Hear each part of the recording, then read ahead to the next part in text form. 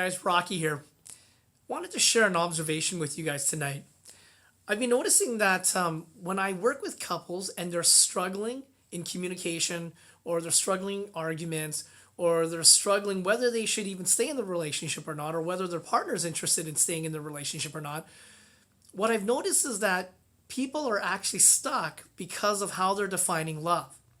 So more often than not, and I would say definitely more often, so in the 90 percentile, we are defining love as a feeling.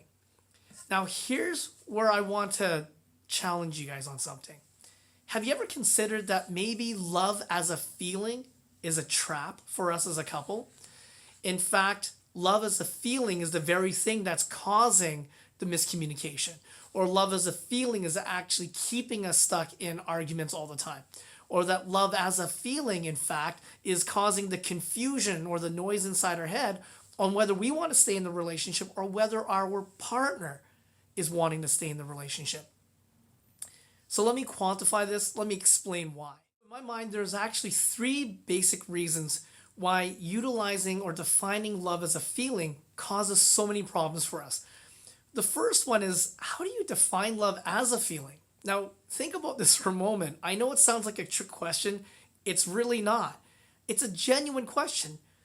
How do you define or how do you describe love as a feeling?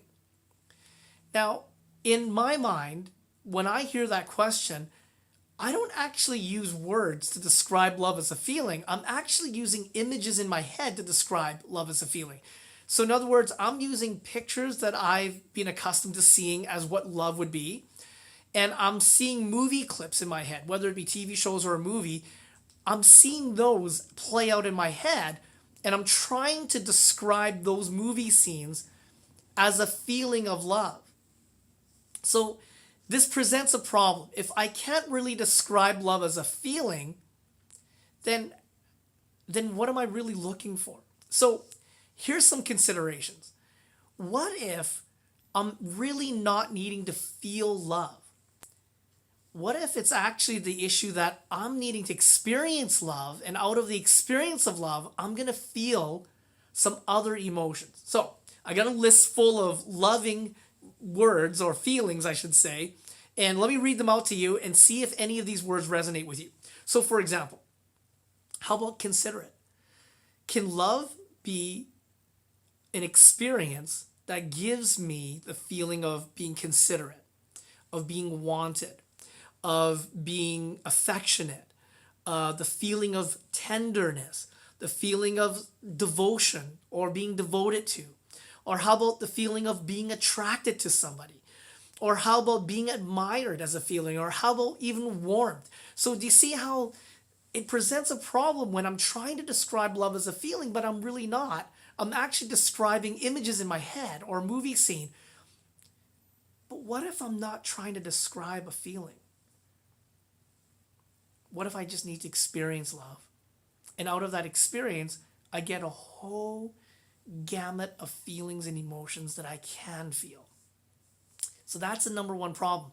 Do you know what you're actually wanting to feel versus do you know what you're actually wanting to experience? So that's the first problem when we use love as a feeling. All right, here's the second problem that I find if I use love as a feeling, or when we use love as a feeling in our relationship.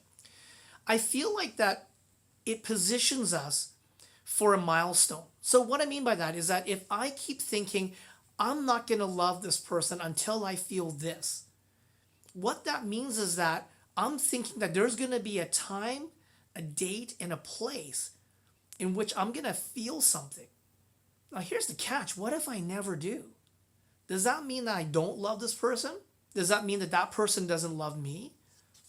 What if it doesn't mean either of those? What if that expectation that there's a date and a time and a place in which I'm going to experience this feeling, what if that's just a fantasy? Now, here's the reason why I think that's a problem. And it actually leads to the third issue that I see of what happens when we use love as a feeling. The third problem is that it makes me a passive participant in a relationship that actually demands me to engage in order to actually have connection. So when I think that there's a milestone that's set, like I need to feel it by this time, or at some day I'm going to feel it this way on this date, what it does is it makes me become passive in this relationship, which means that I'm no longer going to be engaged. I'm going to be expecting somebody else to actually create this feeling for me at a very specific time, or that I need a very specific experience and time in order for me to feel certain that this is the relationship I should stay in. Well, I don't know how love can work if I'm going to be passive. The very essence of love needs me to take a risk. In other words, the very essence of love means that I have to actually start to give first before I receive. And so that's the problem when I make love a feeling. So is there an alternative to this? Is there a way for us to have a conversation or a discussion around the topic of love where it's not a feeling? Well, my answer is yes, and there's a couple of different ways, but let me just suggest one tonight for you. There's a writer that I quite love. His name is Barry Kaufman, and he writes about relationships and love and marriage a lot. And he has this wonderful quote, and it says this, that in his mind, love is when I feel happy because there are no conditions, there are no judgments, and there are no expectations. So if that's the case, then how can I create love? So here's a suggestion for you on how we can each be more engaged in creating love in our marriage or our relationship. Here's a suggestion. What if we boiled it down to one simple question? And what if that question is, what is one thing that I can do right now to allow my partner to experience love? What can I do? What's that one thing that I can do right now that would allow my partner to experience being loved in 30 minutes or less? Think about that. So what if I laid down my judgments about my wife? And what if I just choose to show up and just give love to her? What if I laid down my conditions that she has to do X this or Y this or Z this before I engage in love? What if I remove that off the table and I just simply decided I'm going to do what I can today, right now, to get my wife to experience love through me?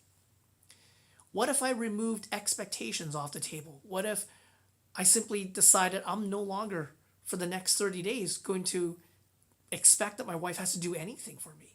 But instead, what if I put the expectation on myself? And what if that expectation is, I'm going to do this, this, and this for my wife in the next 30 days consistently so that she can experience being loved?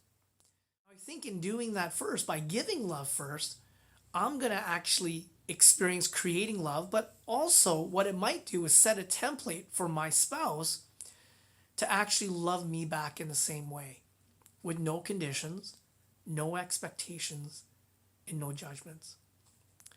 Give that some thought. Leave some comments down below. Tell me what you think. Is love as a feeling, is it a trap? When we use love as a feeling, is it a trap? Let me know. Let me know what you think down below. I'd love to dialogue with you guys about this. I hope this has helped.